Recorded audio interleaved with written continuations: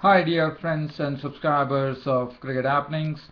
Welcome to your daily edition of the Cricket Happening show as usual. In this Cricket Happening show, as I promised you, I couldn't actually talk about the match. I just did a brief preview of the match between England and New Zealand, which was the first T20 match which was being played. And well, we had a very interesting match in which runs flowed from the blade of both the teams and of both the batsmen of both the teams, with England in fact losing the match by 5 runs. So it was a very close match. But what was interesting is the crowds at the Kennington Oval got their value for money in this 20-over day-night match, which really went the distance, and it was thorough entertainment right from the word go. It all started with England. Actually, the scores were that New Zealand actually put up a very big score on the board, putting on 201 runs for the loss of 4 wickets of their 20 overs, and in reply England just finished 5 runs short. So you could imagine what sort of entertainment was provided to the crowd here. A tremendous entertainment was provided, and it was so wonderful to see such a spectacle being unfolded, getting unfolded in front of the spectators there. So just talking about this particular match, New Zealand were the ones who batted first. England were the ones who won the toss, and New Zealand were inserted in. And New Zealand today had Hamish Rutherford actually getting into the team. I had mentioned in my preview, if dear friends and subscribers, you would have noticed that Hamish Rutherford, I was telling you that I would have been very happy if Hamish Rutherford could have included in the ICC Champions Trophy itself, because the way he was actually stroking the ball, if you look at it, he was the one who took the man of the match, but the way he actually stroked the ball, that was a real sight. Just talking about the game, England tasted early success. Rankin, the Irishman Rankin, got a nod yesterday, so he got an opportunity. He was given the red cherry by Ian Morgan, his captain, and Rankin immediately responded by picking up the wicket. In fact, New Zealand had trouble definitely, even though England were just a bunch of hopefuls. But New Zealand definitely had trouble with their opening spot. The reason being Martin Guptill was injured, which was not good for them, and James Franklin was opening with Rutherford. But Boyd Rankin gave a taste of early success for England by scalping the wicket of James Franklin with a delivery which bounced. He was caught behind by Butler of the bowling of Rankin for a blob. So that made it 1 for 1, and after that it was absolutely nothing to stop the batsman, especially Hamish Rutherford. The way he was banging the ball, it was a real sight to watch. But he got some great company in the form of the very intelligent captain Brendan McCullum, who came to join him, and both of them blunted this England attack to a great degree by hitting a lots of boundaries and sixes. As far as Hamish Rutherford was concerned, he was hitting boundaries and sixes. Brendan McCullum was also joining him, but I thought Hamish Rutherford was the more powerful in that particular knock. He actually pasted Chris Woakes for 19 runs in a particular over, and Chris Woakes never bowled after that. So that could give you a feeling. And everybody went for a tap. Rankin 4 overs 1 for 24. Dernbass 4 overs 1 for 31. Stokes bowled 3 overs, cost him 26. In the spinners were absolutely taken to the cleaners by Rutherford. As you know, he really likes to hit over the top, and that's what he precisely did when James Treadwell was bowling. James Treadwell and Bopara were taken to the cleaners. They bowled 4 overs between them, and they leaked 64 runs, which played a great part in New Zealand actually reaching 201 for 4 of their 20 overs. Luke Wright bowled 4 overs, no maiden, 2 for 31, and Treadwell and Bopara giving 32 runs each of an identical 2 overs that they bowled. But Hamish Rutherford, as I said, for him, whether it was pace, whether it was spin, everything came alike from him, and runs started flowing from his blade. Especially he was hitting boundaries and sixes. And as I said, he's such an attacking player by instinct. Hamish Rutherford is a very attacking player. and what a knock it was, and what a partnership it was. From England, when they took Franklin's wicket, they would have been pretty happy, but after that there was no joy for them, as Rutherford and Brendan McCullum caned the English bowling to all parts of the ground, with the contribution from Rutherford being 62 runs of just 35 deliveries, 6 fours and 4 sixes, and Brendan McCullum also pasted 68 runs of 48 deliveries with 7 fours and 2 sixes, and that was the one which really brought this New Zealand score on to 201 for 4. Yes, there were contributions from Ross Taylor towards the end, unbeaten on 32 of 19 balls with 2 fours and 1 six. Latham contributed a good 22 of 17 balls with 1 4 and 1 6, and the score for New Zealand stood at 201 for 4. So it was a typical caning, especially from Hamish Rutherford and Brendan McCullum to the English bowlers. Well, they wouldn't bother much because this was the England hopefuls who were bowling. So one could have still expected New Zealand to score 201.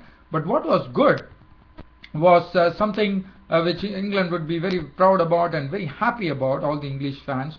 The reason being, the way Englishmen started, they went off like a train. They raced off the 50 in the fourth over itself, with some great hitting coming in from Michael Lumb and Alex Hales, who actually opened the innings.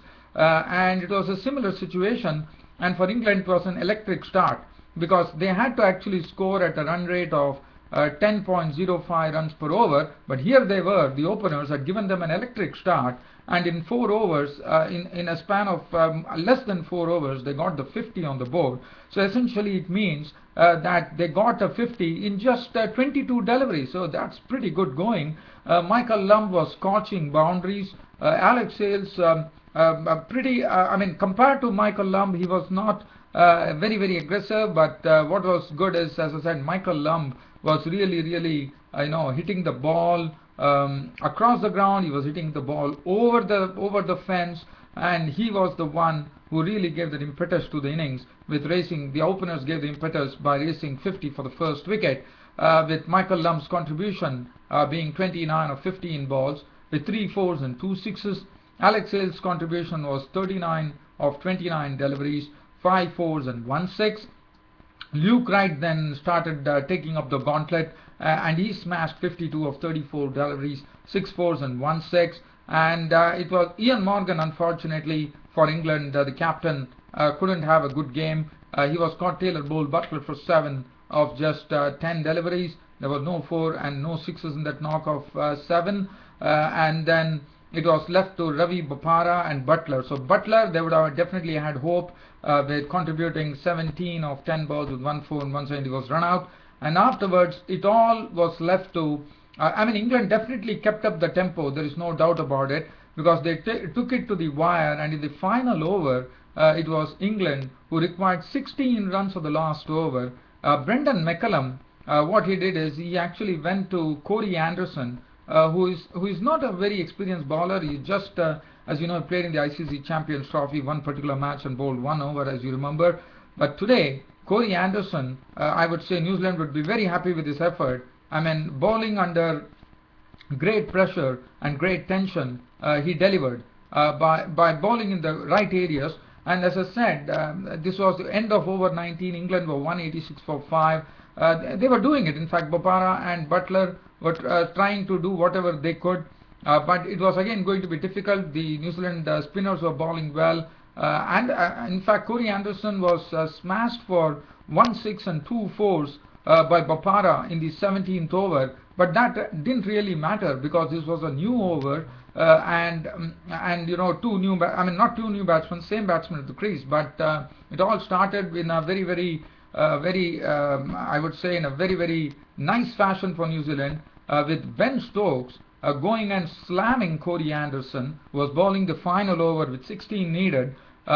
He actually swung him over mid-wicket for a 6. So that was a great start, and then the equation came to 10 from 5. From here on, Corey Anderson learned where he was going wrong, and it was some splendid bowling by Corey Anderson. This will go a long way for Corey Anderson, because one is that Brendan McCullum, the New Zealand captain, had a real confidence on this rookie, on this particular person who is very new to bowl under pressure, and see the way he bowled. The second delivery he bowled, it was a full-length delivery outside the off stump, and in fact it was Stokes who tried to score off it, missed it, so there was no runs, so Stokes had to stay. The equation came to 4 balls and 10 runs required, and after that it was nothing that they could do, because Corey Anderson was absolutely on the money, because he bowled a bouncer. He pulled it, but he could get only a single. Then Bopara came on strike, but Bopara also couldn't do any of those things that he did in the Champions Trophy. He got a leg by, and then finally England required 2 boundaries to clinch the match. And Anderson bowled to Stokes. The 5th delivery, it was played down to long on. A single was taken. Bopara came on strike, as you know. It was 6. They still had a chance, because they could, if Bopara could hit a 6 of the last delivery bowled by Corey Anderson, that could have really that could have been something which would have led into a super over. But all that Bopara could do was try to heave it, and probably got a single to deep backward square leg, and that was it. The match was over. New Zealand had won the match by 5 runs. But as I said, it was not so easy. But Corey Anderson, I thought he bowled in a beautiful way, not giving the runs. This would give him lots of confidence when he really starts bowling to the mainline batsmen. This was a bunch of England hopefuls. But what is good is that Brendan McCullum is such a captain. He definitely takes chances, and even though he had Mitchell McClenaghan up his sleeve, he gave the ball to. He knows that Mitchell McClenaghan is a good bowler, but probably Brendan McCullum felt that Corey Anderson could do the job, and Corey Anderson definitely reposed the faith that the captain had in him by delivering at the right time. So 16 runs needed, and all that England could muster in this particular over from Corey Anderson was just 10 runs. So in the end, it was a 5-run victory for New Zealand.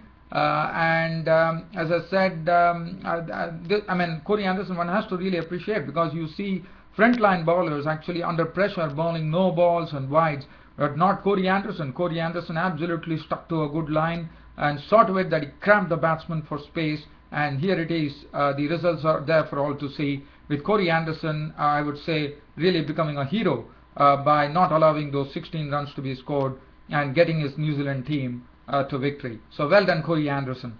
So that was as far as the first T20 was concerned.